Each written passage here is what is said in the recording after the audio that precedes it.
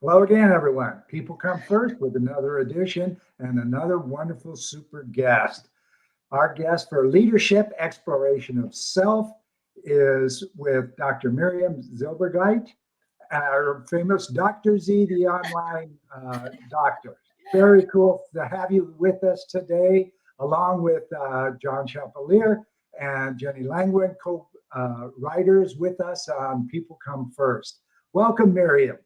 Thank you so much for having me. I feel like I am with family right now, so I was missing you guys. Let's Glad get, to have You you. too, as well, Miriam. Yeah, absolutely.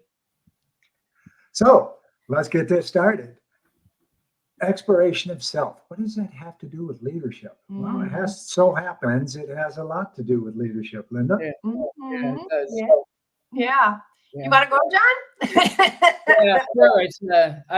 I have so many wonderful examples of me when I was younger, and that's okay because I kind of got over that. But it is astounding what people don't. It's just like you were talking about your son with not understanding what he's saying, and I'm thinking, this person has a master's degree. They're the president of a company. They're 50 years old and they still don't know the power of the words that are coming out of their mouth. I mean, I had a CEO say to his staff the other day, I have learned how to get extraordinary results from ordinary people. And he was talking to his people, telling them that they're ordinary. I thought, what in the world are you doing?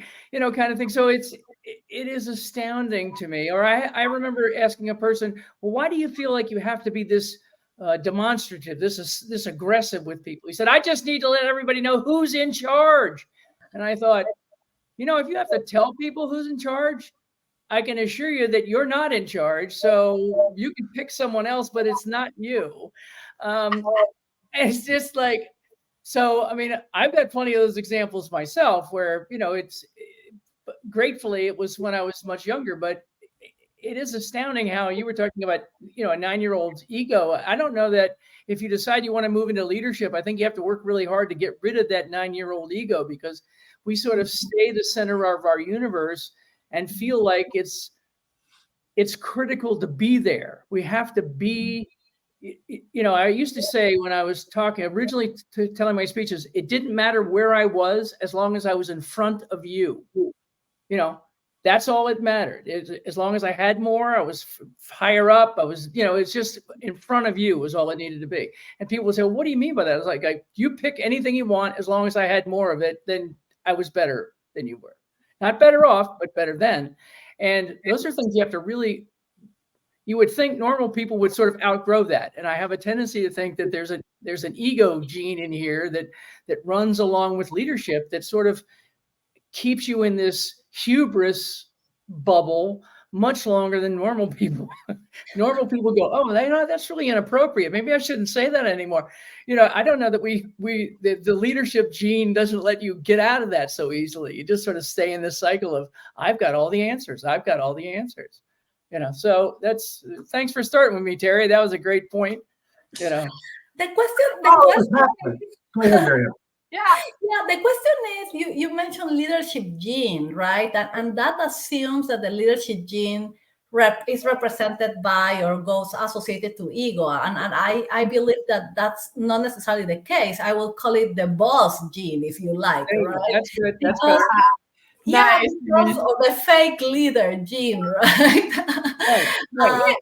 Because the leader, right, and leadership skills come with this emotional intelligence that we repeat again and again, right? That has as characteristic being self-aware, and that's the big difference between being a leader, a real leader, a positive leader, an excellent role model versus being someone that has a leadership position, right? And sadly, we are seeing more and more individuals achieving leadership positions because of the skills. Is a great surgeon, right? Or writes beautifully, or I don't know, has a lot of money or great a great network.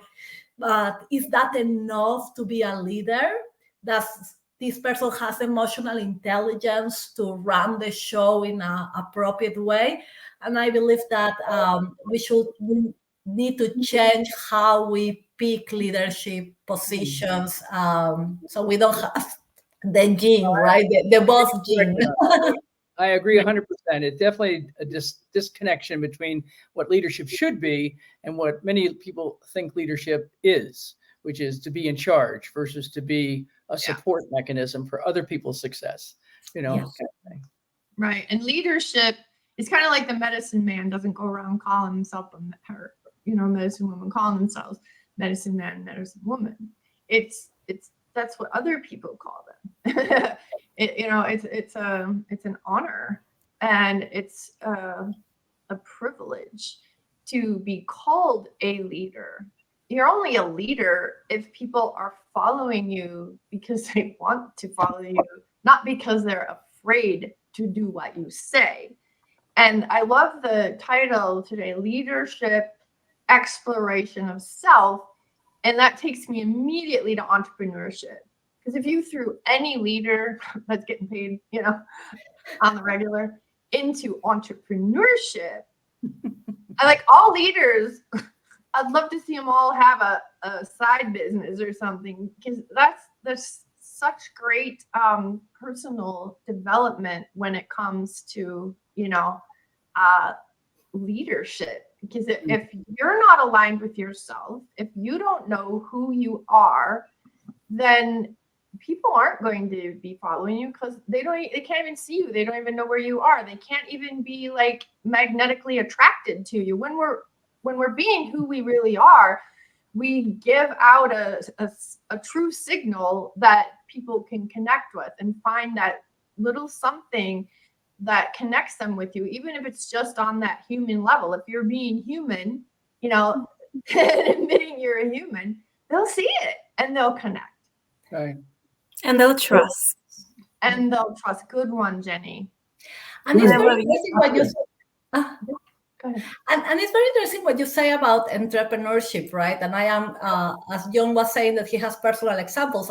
I am the perfect example of someone that, from being a physician, right, an average, typical, I don't know if I have been typical and average in the past, but that, a regular physician, I am now an entrepreneur. And what you notice is that the skills that you develop to be a physician, right, or to be in academia, or to write, even to be a mother, are not enough to be an entrepreneur.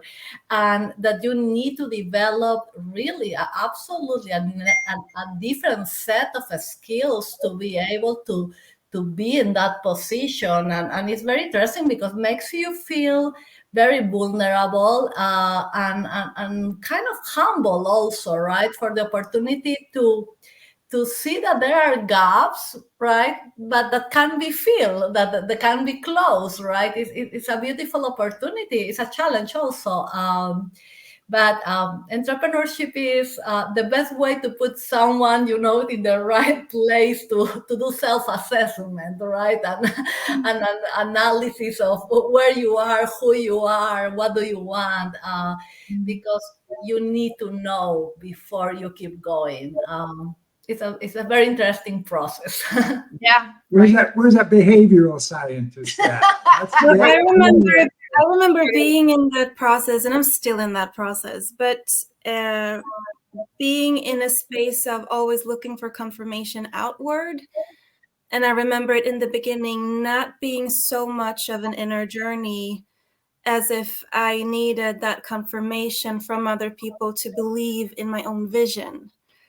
And I learned along the way to first seek support from the people that loves me, cut out the people who don't, and seek advice from people who have actually gone where I want to go. Right. So it's just that awareness of where are you getting to know yourself, or are you, as I say, like, are you submitting to the power of others, or are you exploring your own? And then realize, like, who are you seeking advice from? So what's that journey been for you, Miriam? Like mentorship in your exploration of your leadership? I have been so lucky, to be sincere. I mean, and I am so grateful because through LinkedIn, and I have to say it loud. It's like I'm surprised that has been the mechanism, but LinkedIn really not only changed my life and opened a lot of doors and opportunities, but helped me to grow as a person and as a professional. Connected me with amazing individuals that became friends, family, and mentors. And the truth is that I repeat this, but again and again, I believe that in some way LinkedIn saved my life during COVID, right? When I was lost and I was trying to find myself and find solutions for me and for others. And I didn't have the right people around me physically. This virtual space created an opportunity for me to connect with individuals that, as Jenny, you were saying, right? So important to have people that has the same values, the same goals, right? They may have different ideas and different approaches, and that's great, right? Because that's the opportunity that you have to learn from others. You don't need to agree. Actually, disagreement is positive, but it's very important values and goals that are similar. So you can receive the support, the appropriate support that you need, right, to discover yourself and to do it in a way that is safe, because we should not go against the wall again and again till we find solutions when we have around people that they already went through this. Why it's easier to ask, to put the ego aside, right, and say, hey, how do I do this better, instead of going through the wall again and again for no reason, right? We can save so much time and suffering in the process. Thank you. And I didn't mean to jump you with a question, but that is how I see you. Like, you're a teachable soul. You love to connect. That's what I experience when I see you. Like, there's connection and there's this collective growth and this willingness to learn and to listen and to grow together. So I really appreciate that about the way you show up. Thank you so much. And the truth is that, again, that was part of my process of growth, and I have to be very grateful with the people that I met, right? As a typical physician, I used to have a good ego, right, and a strong ego, and I will think that I need to be a superhero and I need to have all the answers and I don't need to sleep or drink or eat. And believe me, yes, my husband will say that I am being sincere right now. And I discovered that I am a human being during COVID, and with the help of many of you. And sometimes because of our direct interaction, conversations, sometimes they were just silent lessons that I got from watching some videos or some comments from other people that kind of made me feel that I was not alone, that this was not only happening to me, and that there was not a need to always appear like everything is okay when things are not okay, and that was okay to ask for help. And again, that changed tremendously my life. I am not perfect now, and I will never be. And believe me, I still have the gene of the doctor inside of me. I still suffer from from that. But I am not as severe with myself and so self-critical as I used to be, and I feel more comfortable being myself instead of using a mask every day to look like everything is wonderful when it is not. And that's the authentic leadership that Linda is speaking of, and it makes you so approachable. It makes it so safe. Like, you don't just give yourself permission to be yourself. Like, you grant it to everyone that approaches you, everyone that's in your team, everyone that's around you. And you don't realize how powerful that is until you see the effects and people being comfortable coming to work and accessing all parts of themselves because they're not afraid anymore to keep it in. It's such a cool process. Thank you so Linda, much. you. Yeah, well, obviously, like, walk at the level of the soul, and the soul is is teachable. The soul's just here to experience the experience. So, and I talk about, like, before we got on, about the ego is really about a 9-year-old child, and it's there for a reason. It's very much part of your human, and we're not going to kill it off, because that's not what you do with children.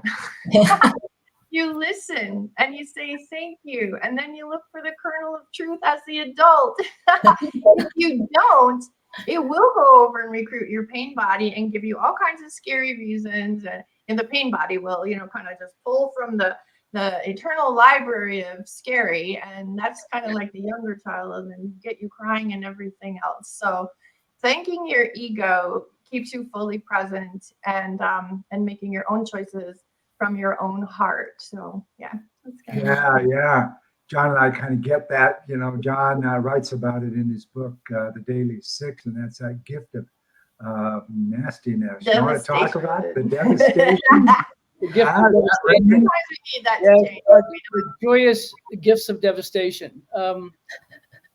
For me, it was the loss of my family, my relationship with my children, my business, because I had put all my focus on building my business, figuring as soon as it was good, then I could come back here and pay attention to my family. But as I learned very hard, that people are not chess pieces on a board. You can't just place them there and then come back in a couple of years and figure everybody's going to be sitting right where you left them. They tend to move on their own. And so when I focused on the business to then come back and pay attention to my family went, that's enough of that. We're out of here. So, and then the business failed. So, I got no family, I got no business, and I hadn't built any kind of mechanism to grow or go beyond that, because it was really a matter of, like I said earlier, it was a matter of being in charge, being in front of you. It was a matter of accomplishing more than I did before. And the phrase that I use a lot of times is, if more is all you're shooting for, then more will never be enough. Because it's just, if I want 20% more this year, I'm going to want 20% more next year. And it's just like, so you're living in this squirrel cage of energy that's all anxiety driven. And so what I learned by going through that was coming out the other side, realizing that I wasn't lucky. I was really reasonably pretty smart. It wasn't because you think you're way up here as far as ego goes. And then when it crashes and burns, you're way down here going, see, I was completely wrong. I was an idiot. I was a mistake. It was all wrong. So then it's sort of, you find this little balance in between. Well, maybe I'm not quite that much of a genius, but maybe I'm not quite that much of a failure. And so I was able to sort of cobble back together another business. And it was funny how that one became much more successful, much more quickly, with much fewer people, because the people who I was working with, like you were saying, they felt like they were being heard. They felt like I was approachable. I wasn't this guy sitting up here waiting for you to, genuflect to the genius that I am, kind of thing. So it was just another guy trying to figure out how to make a living. And that made all the difference in the world as far as the way in which the next business became more successful. And then I was able to sell that business and build another business, and then sell that business and write the book. And so without that first gift of devastation, the two things that have been the biggest part of my life would have never happened. I would have never gotten on this path. I would have never written the book, and I would have never met Susan. So, who is far and away the love of my life and the love of my kids' lives for her. I mean, she is just the center of our family. And without the challenges that we went through a very long time ago, as Terry says, back in the other century, last century,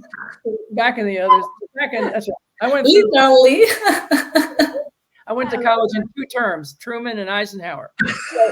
Oh my gosh. I'm sorry. I'm here all week. Don't forget to tip the wait staff.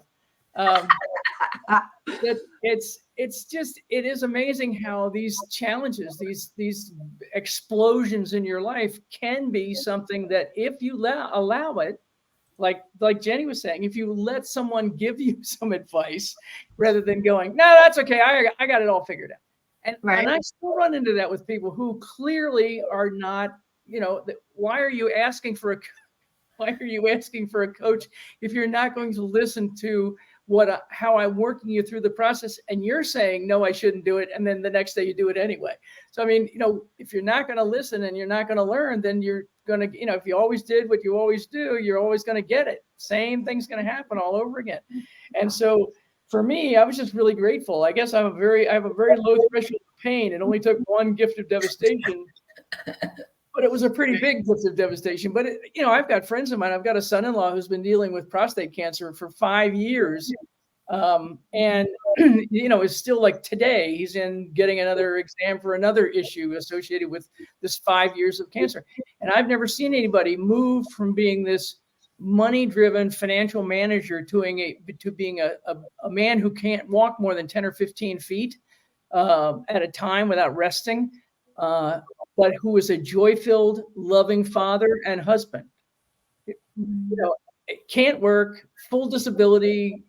God knows how much more time he's got left, but every day is truly a gift for him. And my point to people is, yes, it takes a lot of pain for people to change, but it doesn't require pain to change.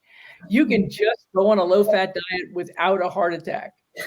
Isn't that amazing? Isn't that amazing? Just that simple. You don't have to wait to get to be a better financial manager, or to wait to be a better parent when you're divorced so you can see your kids every other weekend. You don't have to wait for those things. But I don't know if it's true in Sweden too, Jenny, but it's certainly the U.S. people seem to want to beat themselves and give themselves as much pain as humanly possible before we give up and change. Oh yeah, they have a saying there about it's enough, right? It's not too much, not too little, just yeah, lagom. Yeah, that is lagom. Not too much, not too little. It's just like, and it's really an attitude also about just appreciating life as it is, without needing to go to the extremes. Yeah. But there's just something about the concrete experience, isn't it, John? You mean like pain and joy? Yeah, well, the concrete experience of devastation, for example. Yes. Or the concrete experience of like, so I know now it's a super, super fact that I don't want this. I don't want to be bankrupt. I don't want to, not get to see my kids or whatever. Right. So maybe what we get to really focus on is, so what do I want? Because sometimes our strategies and our ways of like adapting or changing our behavior is very fear-driven, and it's a lot about what we don't want to see happen. But as leaders, to explore, like, as Miriam is saying, like, what are my values? What is important to me? What am I choosing? Because our boundaries are never about the things that we're letting go of. It's always about what we're choosing and what we're holding that space for. Right. So, and what's the name of your book, Jenny? Oh, which one? I know. Choose Unity. Unity. Yes, it is about choice. It sure is about choice. Or whatever. Yeah, I love it. And Miriam, your book title, because that's like a how to do it manual. The 3G cycle of life, the secrets to achieve joy, meaning, and well-being. And soon in Spanish, and the kid version is almost ready to go also. Thank you for bringing that to the world too. That's awesome. Yeah. Actually, I have my PDF here with the possible. Yeah, I'm working with my boys on that one, so crossing so special. I love it. Very good. John brought back a memory. Late last century. Love that. I was training to become a club manager, a private club manager. And one of the division heads and I never spent any time together. Not like we didn't like each other. Just, when he was near me, he'd be nice, then he'd leave. He just kind of cold all the time. Well, our bosses took off for a week, and that put me in charge of the club. And so I sat in his desk in his office downstairs because it's nice and quiet. I get some reading done. Well, I'm down there reading, and this guy knocks on the door and he says, hey, you got a minute? I'd like to talk to you. I go, sure, come on in. So go ahead and close the door. So he did, and he comes over and he sits down in the across from me in the couch this killer leather couch. I love sitting on that thing. But he sits down and he says, you know, of all the bosses and leaders that I've ever been around in my years in the food and beverage business, that's probably 25 years now, I've never met anybody as cool as you are. I just have such high respect for you because you're always in on it. You engage people. You're so present with them that they feel like they're somebody, whether they're bussing dishes or the maitre d' or the wine guy, right? That is who you are. And so I'd like to ask you this question about my career. And then he went into that. And I was glad I was sitting because that dumbfounded me, like, wow, you know, presence is the point where manifestation becomes action, you know, and just being present, giving yourself to the person in front of you at that moment means everything to them. It might be an invaluable time for you for whatever reason, but you just made their day, you made their existence real. And that is really powerful about what we're talking about in different terms today, but it's ever much as powerful. So yeah, that was a great memory to bring back for sure. It's one of those things to always remember to let people know what's on your heart and what you do think about them. Like Dora Carlson just messaged me today that she was with her grandson, who I met when I was visiting Jenny in Sweden and then Dora in Norway. And she did a little video and he was like, hi, Linda. You know, so I did a little audio and I said, hi, Adrian, I miss you. And he says to her, she misses me. And it's like, duh, you know, like little things like that. We know how much it means to kids and we stop thinking about it, you know, and then we really don't think about how much it means to adults. So what were you going to say, Jenny? Oh, my mind was going into like, yes, it's the concrete experience of being valued that way that builds our people's self-image and will help them explore all that they are. And my mind was going in so many directions, Miriam. Let me save you. I actually, a couple of things came to my mind, right? And number one, I feel like we need to clarify when we talk about leadership that leadership does not require a fancy position, right? Or a beautiful office or I don't know, a Rolls Royce in your door. That you can be a leader in your house, in your neighborhood, in your building, and you know, in public, so wherever you are. And leadership is how you act, and your presence, right? Not the title or the level of education or how much money do you have in the bank. Because sometimes I feel like people is waiting to have a position so they can act like leaders. And you can act like a leader every day, you know, without the position and without the money and without the power. The power is in your heart. And I feel like that's the first thing that came to my mind to connect with what you said. Is like this same concept of you can be a leader anytime. You can be that leader, that powerful leader in the elevator, right? When you say good morning to someone and you say, oh, you look so beautiful, or the red of your dress fits you so nicely. And what we don't know is the big impact, right? Because maybe that lady is going, I don't know, to an appointment or just received bad news from the doctor, and you are just giving her an excuse to smile, right, and to reset. And you truly don't know when you are saving not only the day of someone, but you are saving the life of someone with a very simple and free act of kindness, right? That really reflects the best of a leader, right? Empathy and awareness. So there's not an excuse to wait to be a leader, or to wait to be kind, or to wait to impact the world. We can do it right now. My kids at 6 and 9, or 7 and 9, they can do it now. Why we will wait? No, that's absolutely correct. I have I'm sorry, Jenny, were you going to say something? Because Yes. I'm I the was U.S. just power talking team, so you got to really interrupt me if you want to get your words. Raise your seeing hand. myself over here.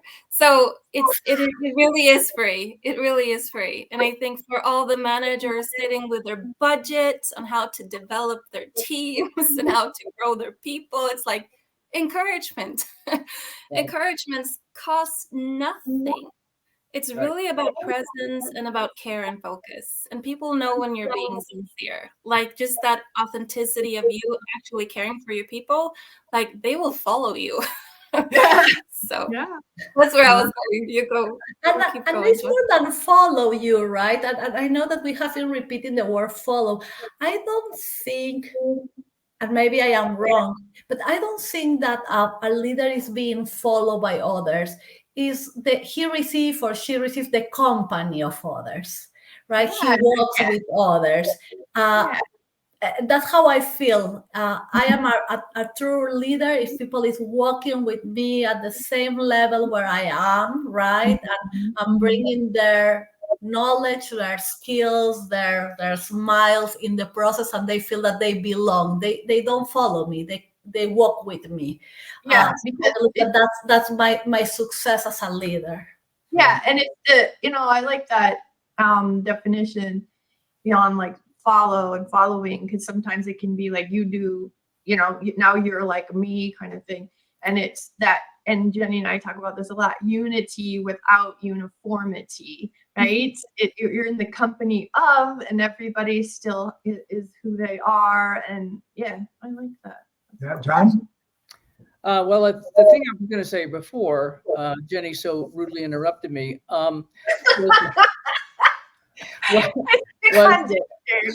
well, my age, I'm surprised I still remember, but it was, the real ingredient was that the changes that I've noticed in me are over time has been the lack of desire to make this move to my advantage. The idea of noticing how red makes the dress looks really nice, but I'm not doing that for any reason other than to express my feelings and hope that they make you feel better. It has nothing to do with, I'm trying to, everything in my life earlier on was always quid pro quo. It was, I get this, I do this, I get this, I do this, I get this, versus just, I do this because that's the kind of person I'd like to be. So at the end of the day, I can go home and be excited or about changes that have happened because I've been able to facilitate that change or change somebody's the way they felt. Here's a good example. There's a new coffee shop here in Jacksonville. It's only got a few centers around the country. It's called Biddy and Bose. And if you can find one, go to it. It's owned by a couple who, I bet you there's one in Miami, but it's everybody who works there is mentally disadvantaged. Okay. So lots and lots of Down syndrome, lots and lots of mental retardation and other issues, all physical and mental handicap. Everybody who works there. So you walk in and it's like walking into Disneyland. I mean, everybody's in a good mood. Everybody's talking. It's the absolute antithesis of Starbucks, where you walk into Starbucks and everybody's got their little spot and they're sort of sitting by themselves with their headphones on and working really hard. And if you go over to Biddy and Bose, it's like a joy-filled experience. It's everybody's happy. We went down there on Saturday and one of the kids was playing drums. There's some music system that was playing through the place. And he was so proud of himself and so excited that he could show off his talent. And the other day I was here, I've been here by myself for this week alone. Susan's been in California. And I don't know, Saturday or Sunday or something, I was really sort of feeling, maybe it was the middle of the time she was away and I was feeling really down. And I thought, I'm going to run down to Biddy and Bose and get a cup of coffee. And I sat in there for like 15 minutes. I felt like somebody just put me on a merry-go-round in an amusement park. My heart was lightened up. Everybody was having a great time. I was having a great time and I didn't do anything but buy a cup of coffee. So it's just, allowing myself to enjoy myself, realizing that there are things that I can do to make a difference in my life, but I can also make a difference in someone else's life. And it doesn't take, like somebody said earlier, it doesn't take much money. I mean, the old days, I used to suggest to people, and this is the old century.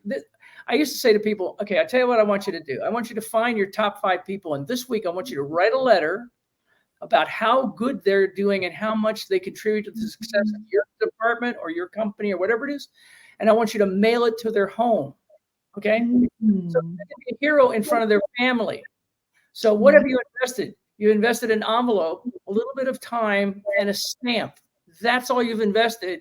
And I guarantee you that's 1,000 to 1 return on that investment. Guaranteed. I love it. And people Absolutely want love it. send a letter home to the person. I'm like, or even better, send a letter to the wife or the husband and say, thank you for giving so much time to me for this person. Thank you. And it's just like, I never ever thought of that before. And it's like, I don't know why you never thought of that. I mean, is it making this person excited? I used to live a life where I was guilty going home and guilty going to work, you know, because I never spent enough time or focus at either one.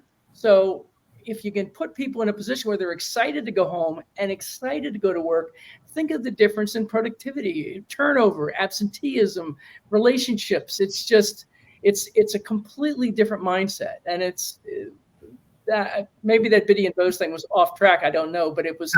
That's a good one. Yeah, We've got that is. something similar here. Dramatic. It was such a dramatic change. I mean, a friend of mine said, come down here and meet me for a cup of coffee. You will not believe this place. And I it blew yeah. my mind.